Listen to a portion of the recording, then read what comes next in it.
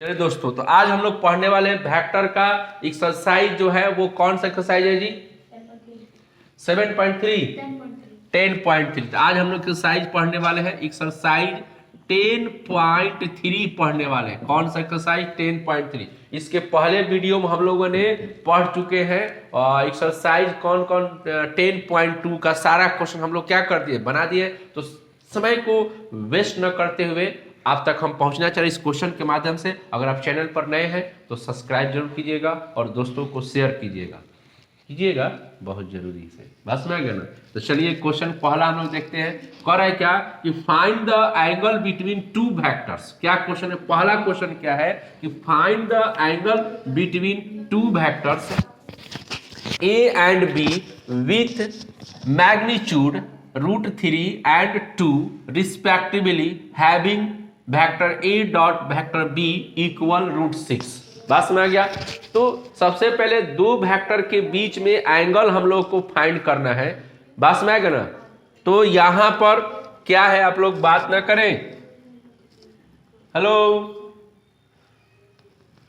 सबसे पहले हम लोग यहाँ पे देखेंगे कि दो वेक्टर के बीच में एंगल कैसे फाइंड करते हैं। तो यहाँ पर मान लीजिए कि वेक्टर हमने ए ले लिया, उसके बाद क्वेश्चन पे आते थोड़ा सा थ्योरी हम लोग समझ लेते हैं। और दूसरा वेक्टर यहाँ पे हमने इसके साथ एंगल निकालना है, तो एक दूसरे को ऐसे जोड़ दिए। तो अब वेक्टर ए और वेक्टर बी के बीच में हम लोग को क्या करना है, एंगल निकालना है। ज्यादा टेंशन मत लीजिएगा, कुछ मत कीजिएगा, बस एक चीज कीजिएगा। क्या यहाँ पे मैं एंगल के बराबर में लिख रहा है क्या कि vector a dot vector b, dot तो करने आता ही होगा, निश्चित है। डॉट हो गया equal magnitude of vector a, magnitude of vector b, और यहां पर कॉस थीटा। आपने क्या देखा? फिर से आपको फॉर्मूला लिखकर मैं बता रहा है, कुछ मत कीजिएगा, कुछ कीजिएगा मत। दो वेक्टर के बीच में जब एंगल आपको फाइंड करना होगा तो क्या कीजिएगा? Vector a dot vector b, magnitude of vector a, magnitude of vector b, और यहां पर कॉस थीटा मल्टीप्लाई में रख दीजिएगा। और इसी प्रोसेस पर दो एंगल के बीच में एंगल निकालते जाइएगा, थोड़ा सा भी दिक्कत नहीं होगा। तो चलिए इस क्वेश्चन को हम लोग इस फार्मूला पे बनाकर क्या करते हैं, देखते हैं। आपको एकदम बिल्कुल क्लीन समझ में आएगा। क्वेश्चन को फिर से पढ़ते हैं और कहता है क्या कि find the angle between two vectors, vector a and vector b with magnitude √3 and 2 respectively having vector a dot vector b बराबर √6। यानी कि पहले क्वेश्चन में अगर गिवन को ध्यान पे रखते हुए अगर चले तो आपके पास क्या दिया है कि vector a and vector b का मैग्नीट्यूड दिया है। तो वेक्टर ए का मैग्नीट्यूड जो है √3 है और वेक्टर बी का मैग्नीट्यूड जो है आपके पास 2 है, और एंड यहाँ पर vector a dot vector b बराबर √6 दिया हुआ है। √6 आपके पास है। बस में आ गया? तो इतना आपके पास गिवन में है, तो हम लोग इसका एंगल फाइंड करते हैं। तो अकॉर्डिंग टू द क्वेश्चन क्या लिखेंगे, यहाँ पे फॉर्मूला लिख दिया गया है, vector a dot vector b बराबर magnitude of vector a, magnitude of vector b, और यहाँ पर कॉस थीटा। तो ए डॉट बी का वैल्यू कितना हमारे पास मिल गया है? तो √6 मिल गया। और मैग्नीट्यूड ऑफ वेक्टर ए की वैल्यू कितना मिल गया? √3 मिल गया। बी का कितना मिल गया? 2 मिल गया। और यहाँ पर क्या लग गया? Cos theta. ठीक है, तो कॉस थीटा इक्वल कितना हो जाएगा? √6 बाई √3 इंटू 2। तो √3 से √6 को कैंसिल करेंगे तो √2 टाइम्स में कैंसिल होगा। उसके बाद यहाँ पे लिख रहे हैं कि कॉस थीटा बराबर नोमिनेटर में क्या बचा? √2 बचा, और डिनोमिनेटर में क्या बचा? 2। फिर यहाँ से ये अगर कैंसिल होगा तो हमारे पास कॉस थीटा बराबर 1 बाई क्या हो जाएगा? √2 होगा। तो इस तरीके से आपने क्या देखा कि कॉस थीटा बराबर क्या आ गया? 1 बाई √2 आ गया। तो 1 बाई √2 आ गया। तो कॉस थीटा में कौन सा ऐसा डिग्री है जिसकी वैल्यू 1 बाई √2 होता है? तो वो वैल्यू है 45। क्या होता है? 45 डिग्री, जिसको हम लोग रेडियन के रूप में पाई बाई क्या लिख देते हैं? 4 लिख सकते हैं। समझ में आ रहा है कि नहीं बात? तो इस तरीके से हमारे पास ये जो है आपका क्वेश्चन का आंसर प्राप्त हो गया इस फार्मूला के माध्यम से। और याद रखिएगा ये फार्मूला बहुत ही इंपॉर्टेंट है, ऑब्जेक्टिव में भी पूछता है कि दो एंगल के बीच में दो वेक्टर के बीच में एंगल कैसे डिफाइन करते हैं, तो ये हमारा फार्मूला हो गया, ये सॉल्यूशन हो गया। इसी आधार पर दूसरा भी क्वेश्चन हम लोग क्या करेंगे, बनाएंगे। आप लोग जमे रहिएगा और इसको उतार लीजिए, आप देख लीजिए कैसे बना है, ठीक है। चलिए इसको उतार लीजिए आप लोग, यहाँ से मैं थोड़ा सा हट जा रहा है। चलिए अगला क्वेश्चन आते हैं। पहला क्वेश्चन तो आपको समझ में आ गया, दूसरे क्वेश्चन की तरफ बढ़ते हैं, ठीक है। तो वेक्टर बहुत ही आसान है आप, लेकिन हाँ बशर्ते एक चीज है ना कि आप थोड़ा सा रेगुलर वीडियो देखेंगे तो आपको बहुत आसान नजर आने लगता है। तो चलिए आप इसको क्या कीजिएगा, हमारा प्रीवियस वीडियो देखिएगा। चलिए दूसरा नंबर क्वेश्चन पे हम लोग पहुंचते हैं। सेम क्वेश्चन है, दूसरा नंबर क्वेश्चन भी जो है एकदम बिल्कुल सेम है, पहले वाले क्वेश्चन के इंसारी है। लेकिन पहले वाले क्वेश्चन में क्या दिया है, डायरेक्ट आपको मैग्नीट्यूड दे रखा था और उसका ए डॉट क्या दिया था, बी दे दिया था। लेकिन दूसरे वाले क्वेश्चन में आपको मैग्नीट्यूड निकालना है। दूसरे वाले क्वेश्चन में क्या करना है, मैग्नीट्यूड निकालना है। बात में आ गया ना, ठीक है। तो चलिए यहाँ पे हम लेट कर रहे हैं, ठीक है। वेक्टर ए इक्वल क्या कर रहे हैं, आई कैप माइनस 2 जे कैप अब प्लस में 3 के कैप एंड वेक्टर बी बराबर, देखिए एक यहाँ पर जो है इसको वेक्टर ए मान लेते हैं और इसको क्या मानते हैं, वेक्टर बी। तो यहाँ पर वेक्टर बी बराबर हम यहाँ पे लिख रहे हैं 3 आई कैप माइनस 2 जे कैप अब प्लस में क्या हो गया, के कैप। ये वेक्टर एक हो गया, एक वेक्टर ये हो गया, ठीक है। अब एंगल निकालना है, तो एंगल निकालने के लिए हमको क्या क्या चाहिए, या बोला find the angle between to vector. तो एंगल निकालने के लिए हमको क्या चाहिए, अभी आपने फार्मूला देखा, अभी आपने क्या देखा, यहाँ पे फार्मूला में लिख दे रहा है कि क्या चाहिए अकॉर्डिंग टू द क्वेश्चन पे यहाँ फार्मूला इसी पर आधार बनाया जाएगा। तो vector a dot vector b equal में मैग्नीट्यूड ऑफ ए और यहाँ पर मैग्नीट्यूड ऑफ बी और यहाँ पर क्या लिख रहे हैं, कॉस थीटा। आपने देख रहे हैं यहाँ पर वेक्टर इतना दिया हुआ है और हमको एंगल निकालने की क्या क्या चीज की जरूरत है, उस जरूरत के हिसाब से हम लोग यहाँ पर क्या करेंगे। तो जरूरत हमको क्या है, वेक्टर ए दिया है, वेक्टर बी, तो मैग्नीट्यूड की जरूरत है और ए डॉट बी की जरूरत है। तो चलिए हम लोग पहले मैग्नीट्यूड निकाल लेते हैं। इसकी मैग्नीट्यूड जब निकालेंगे हम लोग तो यहाँ पर क्या लिखेंगे, इसका कंपोनेंट की वैल्यू कितना 1, इसके कंपोनेंट में -2 का होल स्क्वायर और इसके कंपोनेंट में इतना आ जाएगा। तो आपके पास 1 का स्क्वायर 1 होगा, -2 का स्क्वायर 4 होगा और 3 का स्क्वायर क्या होगा, 9 होगा। तो टोटल रिजल्ट कितना हो जाएगा, 14 हो जाएगा, ठीक है। इसी प्रकार से वेक्टर बी का मैग्नीट्यूड अगर हम लोग निकालेंगे यहाँ पर तो 3 का स्क्वायर हो जाएगा, -2 का स्क्वायर हो जाएगा और 1 का स्क्वायर होगा। तो 3 का स्क्वायर कितना 9 हो जाएगा और यहाँ पे 4 हो जाएगा,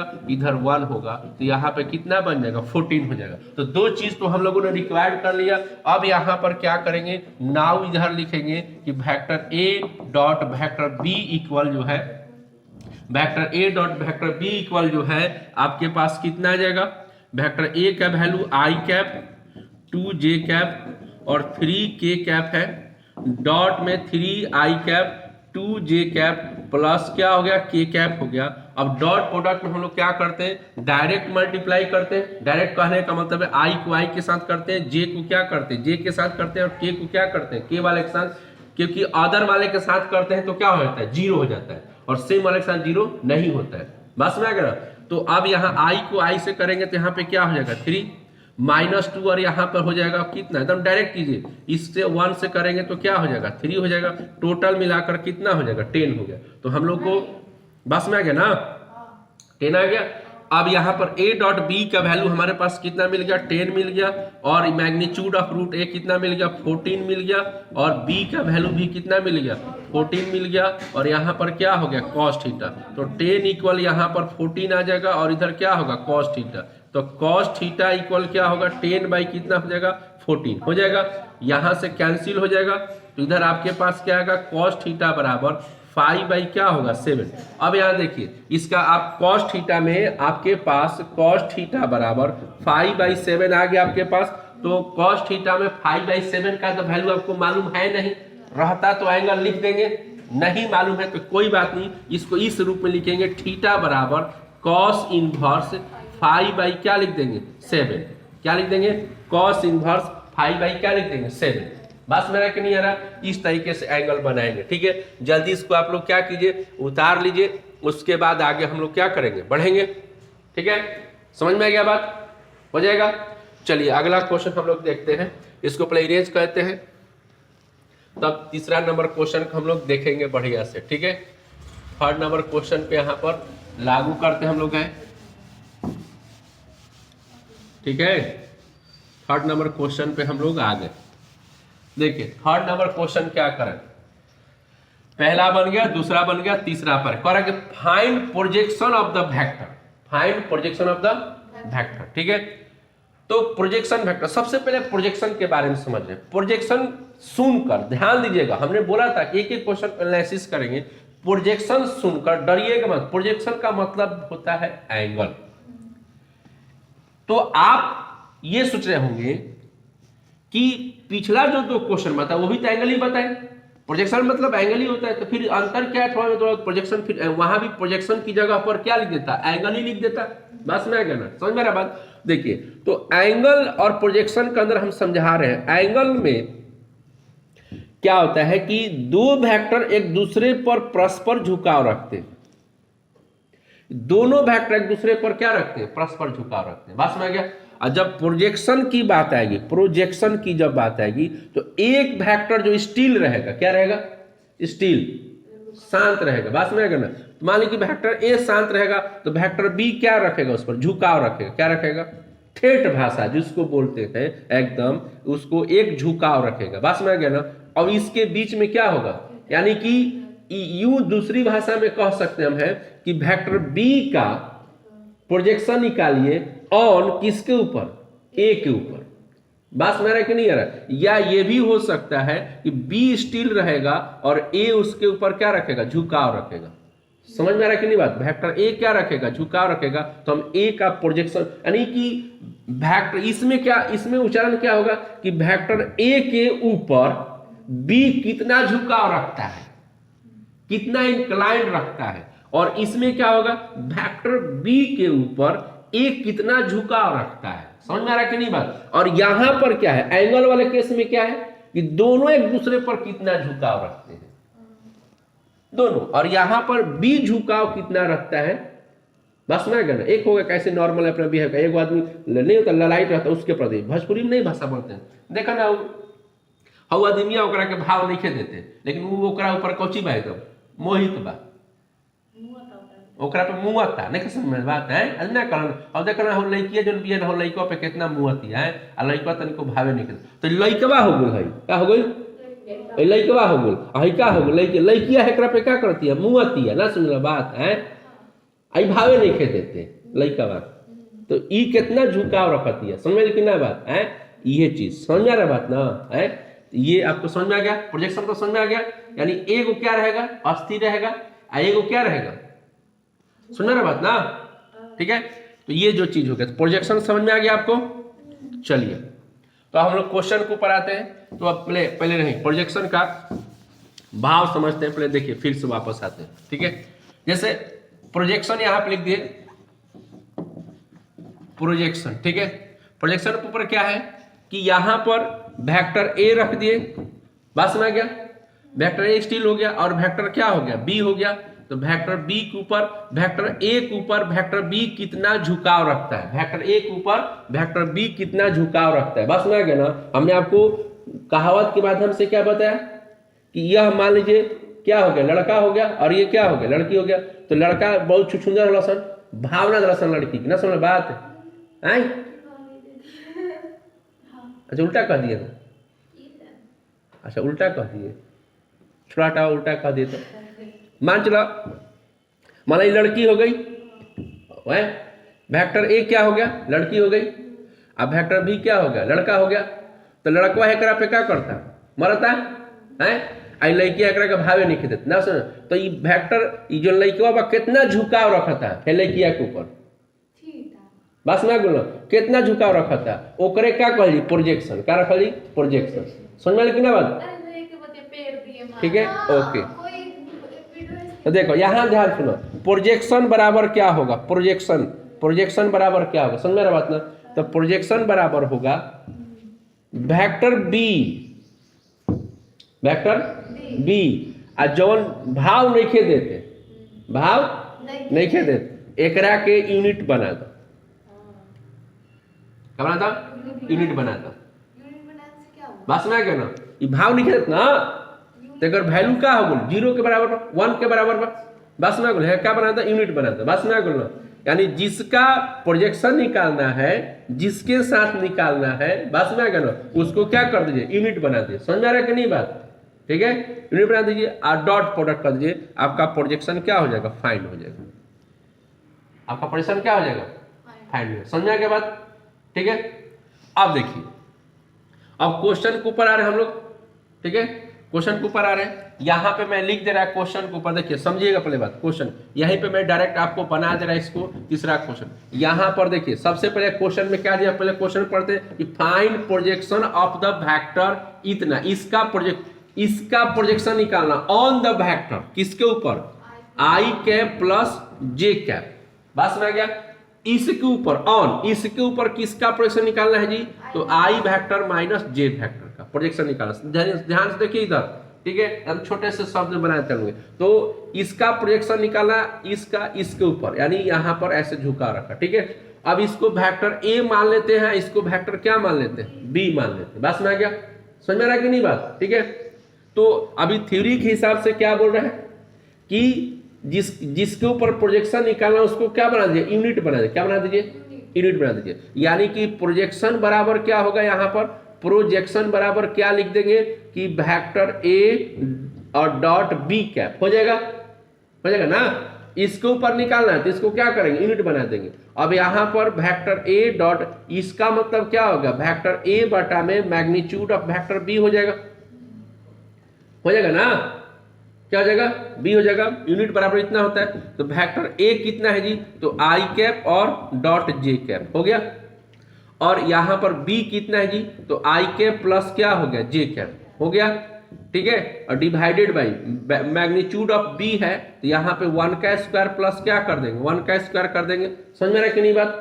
अब यहाँ देखिए, अब इसको इसमें डॉट प्रोडक्ट कराएंगे तो सेम के सेम करेंगे तो 1 हो जाएगा। इसको यहाँ पे करेंगे तो प्लस माइनस 1 होगा और यहाँ पे √2, ये और ये कट के क्या हो जाएगा? 0 बटा में √2 बराबर क्या होगा? 0। यानी एक दूसरे पर, इस केस में एक दूसरे पर क्या है? लंबवत है। 0 आने पर प्रोजेक्शन 0 आ रहा है, इसका मतलब क्या है? लंबवत है। बस में आ गया ना? डायरेक्ट एंगल बता दिया कि 0 है। ठीक है, आपको समझ में आ गया बात? अच्छा, दूसरा क्वेश्चन देखते हैं इसी के ऊपर। इसको आप लोग देख लीजिए, थ्योरी समझ में आ गया। अब दूसरा क्वेश्चन देखिए। ठीक है, दूसरा क्वेश्चन यानी चौथा इसी के ऊपर देखते हैं। ठीक है, अभी आपने समझ लिया ना क्या करना है ना? जिसके ऊपर प्रोजेक्शन निकालना होगा उसको क्या कर दीजिएगा? यूनिट बना दिया। तीसरा तो बन गया। चौथा वही क्वेश्चन है, find the projection of the vector. ठीक है, find the projection of the vector यानी किसका जी? आई कैप प्लस 3 जे कैप और प्लस 7 क्या है? के कैप। इसका प्रोजेक्शन निकालना है किसका? इस वेक्टर का प्रोजेक्शन निकालना है किसके ऊपर? तो यहाँ पे हमने वेक्टर लिख दिया, नीचे रख दिया है कितना? 7 आई कैप माइनस जे कैप प्लस 8 के कैप। ठीक है, इसके ऊपर प्रोजेक्शन निकालना। समझ में आ रहा है कि नहीं बात? इसको प्रोजेक्शन निकालना है तो चलिए, तो अभी इसको हम लेट कर रहे हैं, वेक्टर ए लेट कर रहे हैं, इसको वेक्टर क्या मान ले रहे हैं? बी लेट कर रहे हैं। बस में आ गया। तो वेक्टर ए हो गया और ये क्या हो गया? वेक्टर बी हो गया। अब इस तरीके से क्या करेंगे? प्रोजेक्शन अगर हम लोग फाइंड करेंगे, प्रोजेक्शन अगर हम लोग निकालेंगे तो कैसे लिखेंगे? वेक्टर इसका निकालना है ना जी, तो लिखेंगे वेक्टर ए डॉट मैग्नीट्यूड, यहाँ पर यूनिट वेक्टर बी कर देंगे। अब यहाँ पर ज्यादा इसको विस्तार करना है तो इसको यूनिट बनाने के लिए हम लोग वेक्टर बी और मैग्नीट्यूड ऑफ वेक्टर क्या पढ़ते हैं? बी पढ़ते हैं। अब यहां पर क्या करेंगे? वेक्टर जो बी है, वेक्टर बी है तो यानी वेक्टर ए है तो यहां लिख देंगे आई और यहां पर 3 लिख देंगे और यहां पर क्या लिखेंगे? 7 लिख देंगे। समझ में आ रहा बात में? ठीक है, 7 लिख देंगे और इसके बाद बी का वैल्यू यहां रख देंगे, 7 लिख देंगे, जे लिख देंगे और यहां पे क्या करेंगे? 8 लिख देंगे। क्या लिख देंगे? 8 लिख देंगे। ठीक है, और डिवाइडेड बाई इसका मैग्नीट्यूड ना, तो मैग्नीट्यूड यानी कि 7 का स्क्वायर माइनस 1 का स्क्वायर और 8 का स्क्वायर। ठीक है, अब चलिए इसको मल्टीप्लाई कर देते हैं। तो आई के साथ करेंगे तो कितना हो जाएगा? 7, फिर इसके साथ करेंगे तो -3 और यहाँ पे करेंगे 8 7 कितना होगा? 56 हो जाएगा। 56 डिवाइडेड बाई यहाँ पाएंगे तो 49 हो जाएगा और यहाँ पर 1 हो जाएगा और यहाँ पर 64 हो जाएगा। हो जाएगा। अब ये टोटल काउंट करेंगे ऊपर में 60 हो जाएगा, 60 हो जाएगा और नीचे कितना हो जाएगा 49 50 हो जाएगा, हैं 114 हो जाएगा ना, 11 4 14, ठीक है। तो 100 कितना हो जाएगा 14, ये आपका हो जाएगा प्रोजेक्शन। समझ में आ रहा है कि नहीं बात, क्लियर समझ में आ गया। ऑब्जेक्टिव भी पूछता है, इस पे ऑब्जेक्टिव भी पूछता है। तो आप लोगों ने देख लिया कैसे प्रोजेक्शन निकालेंगे, किसी प्रकार की दिक्कत नहीं हो रही है, ठीक है। चलिए, तो ये चौथा नंबर क्वेश्चन बन गया। अब आते हैं किसके ऊपर, 5वां नंबर। ऐसा इसको उतारना है, देख लीजिए, ठीक है। अब चौथा से अब आ रहे हैं 5वें नंबर पर। देखिए, तो पहले इसको इरेज कर दिया जाए, इसको इरेज करते हैं। अब उसके बाद आ रहे हम लोग हैं 5वें नंबर। देखिए 5वां नंबर क्वेश्चन पहले पढ़ रहे हैं कि so that each of the given three vector is unit vector. पहले इसमें दो क्वेश्चन है, 5वें नंबर में कौन क्वेश्चन है, 2 क्वेश्चन है। पहले तो शो करना कि जो तीनों जो वेक्टर है जो गिवन में दिया हुआ है, आपको बताना है कि यूनिट वेक्टर है कि नहीं है। तो किसी भी वेक्टर को यूनिट वेक्टर चेक करने के लिए हम लोग क्या करते हैं, उसका मैग्नीट्यूड निकालते हैं, और मैग्नीट्यूड की वैल्यू कितना आ जाए 1 आ जाए, कितना आ जाए 1 आ जाए, तो हम लोग कहेंगे कि हाँ ये यूनिट वेक्टर है। तो चलिए पहले एक ही क्वेश्चन, पहले ये वाला की बात की जाए, शो किया जाए कि यूनिट वेक्टर है कि नहीं, तब दूसरे बात करेंगे। तो ये पहला जो वेक्टर यहाँ पर हम लोग देखते हैं 5वां नंबर क्वेश्चन, पहले वाले को वेक्टर ए मान लेते हैं। तो 1/7 और ब्रैकेट में क्या दिया 2i कैप, और यहाँ पे 3j कैप, और यहाँ पे 6 क्या दिया है k कैप। तो इसकी मैग्नीट्यूड निकाल कर चेक करेंगे तभी तो पता चलेगा ना जी कि हमारा यूनिट वेक्टर है कि नहीं है, 1 आना चाहिए। तो यहाँ पे 2 का स्क्वायर, 3 का स्क्वायर, और क्या करेंगे 6 का स्क्वायर। तो वेक्टर ए का मैग्नीट्यूड जो आ गया, अब यहाँ पर इसको ऐड करेंगे तो 4 प्लस कितना होगा 9 प्लस 36, 1/7 टोटल हो जाएगा 49। तो 1/7 इंटू 7 कट के कितना हो जाएगा 1, यानी पहला यूनिट वेक्टर हो गया। अब दूसरे के ऊपर आ रहे हैं, दूसरे वाले को क्या मान रहे हैं, वेक्टर बी मान रहे हैं, यानी यहाँ पर 1 क्या लिख दे रहे हैं 7 लिख दे रहे हैं, और 3i कैप, 6 क्या लिख रहे हैं j कैप, और यहाँ पे 2k कैप लिख रहे हैं, ठीक है। अब इसका मैग्नीट्यूड हम लोग निकाल रहे हैं, तो 1 क्या हो जाएगा 7, अब यहाँ पर 3 का स्क्वायर माइनस 6 का स्क्वायर, और यहाँ पे 2 का स्क्वायर, ठीक है। तो यहाँ पे 9 हो जाएगा प्लस 36 हो जाएगा, अब प्लस क्या हो जाएगा 4, ठीक है। और 1/7 आगे लगा हुआ है, तो 1/7 इसको भी ऐड करेंगे तो कितना आएगा 49 हो जाएगा। 1/7 इंटू 1/7 कट के कितना आ गया 1 आ गया। अब तीसरे वाले को सी मान लेते हैं, इसको है तो सी मान लिए, तो 1/7 दिया है, और 6, और यहाँ पे दिया है 2 दे दिया है, और यहाँ पे दिया है 3 दे दिया है, दे दिया है ना जी। तो वेक्टर सी का फिर मैग्नीट्यूड निकालेंगे क्योंकि यूनिट वेक्टर हमको चेक करना है। तो यहाँ पर 6 का स्क्वायर प्लस 2 का स्क्वायर माइनस 3 का स्क्वायर हो जाएगा। अब 1 यहाँ पे 7 लिख दिया जाए, यहाँ भी कितना होगा रूट में कितना होगा 36 प्लस 4 और प्लस 9 हो जाएगा। तो टोटल 1/7 और यहाँ पे 49, तो आपके पास क्या होगा 1/7 इंटू 7 कट के कितना हो जाएगा। यानी इस तरीके से आपने क्या देखा कि तीनों जो वेक्टर है वो क्या है यूनिट वेक्टर है। तो क्या लिख देंगे यस, क्या लिख देंगे यस, बस में आएगा ना, तीनों वेक्टर क्या है यूनिट वेक्टर है। कोई डाउट नहीं, प्रूफ हो गया, एगो तो हो गया। चलिए उतारिए, इसमें दूसरा क्वेश्चन बनाएंगे, दूसरा भी क्वेश्चन दिया, बस में आएगा ना, ठीक है हो गया जी, उतार ली इसको। चलिए दूसरा क्वेश्चन की तरफ पढ़ते हैं, ठीक है।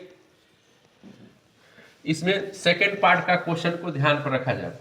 पहला पार्ट तो बन गया कि यूनिट वेक्टर है कि नहीं, चेक हो गया। अब दूसरा पार्ट में क्या कर रहे देखिए, अब यहां देखिए दूसरे पार्ट में क्या कर रहे हैं कि also so that they are mutually perpendicular to each other. बस में क्या ना, आल्सो शो करना है कि बताइए कि तीनों वेक्टर एक दूसरे पर म्यूचुअली, म्यूचुअली मतलब परस्पर एक दूसरे पर लंबवत, समझ में बात की नहीं, परस्पर, ठीक है, एक दूसरे पर लंबवत, ठीक है। म्यूचुअली मतलब समझ में आता है ना, परस्पर। तो यहां पर देखिए फिर से आते हैं, पहले वाले को हम क्या करें वेक्टर ए मान रहे हैं, 1 क्या दिया 7, और यहां पे 2i प्लस 3j और प्लस 6k, ठीक है। दूसरे वाले वेक्टर को क्या लेट कर रहे हैं, ये वाला वेक्टर को 1/7 3i 6j प्लस 2k, ठीक है। अब तीसरे वाले वेक्टर को क्या कर रहे हैं 1/7 6 वेक्टर 2j वेक्टर और 3k वेक्टर, ठीक है। तीनों लेट कर लिए। इधर देखिए, इधर इधर तो म्यूचुअली परपेंडिकुलर में क्या होता है, हम लोग थ्योरी पढ़े हैं कि जब दो वेक्टर, यहां ध्यान दीजिए इधर बोर्ड के ऊपर, जब दो वेक्टर आप लोग बैठ के बात, जब दो वेक्टर एक दूसरे के ऊपर क्या होता है परपेंडिकुलर होता है, तो हम लोग पढ़े हैं परपेंडिकुलर होता है तो दोनों का डॉट जो प्रोडक्ट हो जाता है वो कितने के बराबर हो जाता है, 0 के बराबर। तो इसी बेसिस पर तीनों का चेक किया जाए। कैसे चेक किया जाएगा कि a डॉट b का वैल्यू क्या आ रहा है, b डॉट c का वैल्यू क्या आ रहा है और फिर c डॉट a का वैल्यू क्या आ रहा है, ये तीनों चेक करना पड़ेगा। समझ में आ रहा है कि नहीं बात, तीनों चीज बारी बारी से समझ में आ रहा बात, ठीक है। तो फर्स्ट में हम लोग देख रहे हैं, फर्स्ट ऑफ ऑल कर रहे हैं, फर्स्ट ऑफ ऑल, ठीक है, क्या कर रहे हैं वेक्टर a डॉट क्या कर रहे हैं वेक्टर b को चेक कर रहे हैं, ठीक है। तो यहां पर 1/7 a का ये है तो 2i cap 3j cap plus 6k cap और 1/7 दूसरे का है और यहां पर 3 हो गया 6 हो गया और 2k कैप हो गया, ठीक है। तो अब इसको मल्टीप्लाई करेंगे तो 1/49, i को i के साथ करेंगे तो 6 होगा, इसके साथ करेंगे तो 18, डॉट में तो सीधा सीधा मल्टीप्लाई हो जाता है और यहाँ पे कितना हो जाएगा 2 में 3 से करेंगे तो 6 हो गया, इसमें 18 हो जाएगा और यहाँ पर मल्टीप्लाई करेंगे तो कितना हो जाएगा 12 हो जाएगा, हो जाएगा बोलिए। ये तो गलत आ रहा है, परपेंडिकुलर आ जाएगा, हाँ आ जाएगा। 1/49 हो गया और ये हो गया कितना 12 और 6 कितना हो जाएगा 18 माइनस 18 कट के कितना हो जाएगा 0। तो 1/49 इंटू 0 बराबर कितना आ जाएगा 0, 0 आ गया। यानी कि आपके पास क्या आ गया जी vector a dot vector b बराबर क्या आ गया 0, यानी कि ए बी वेक्टर क्या हो गया परपेंडिकुलर हो गया। इसी तरीके से आप क्या करेंगे बी डॉट क्या कर देंगे सी करके दिखाएंगे, इसी तरह क्या दिखाएंगे सी डॉट ए करके आप दिखाएंगे और आप लोग कमेंट में बताइएगा जरूर कि हाँ ये परपेंडिकुलर है। बात में आ गया, ठीक है। अगर आपको ये अच्छा लगे तो आप जरूर इसको क्या कीजिएगा शेयर कीजिएगा, सब्सक्राइब भी करवाइएगा, दूसरे को बोलिएगा भी, कमेंट करो, ठीक है। बाय, फिर मिलते हैं।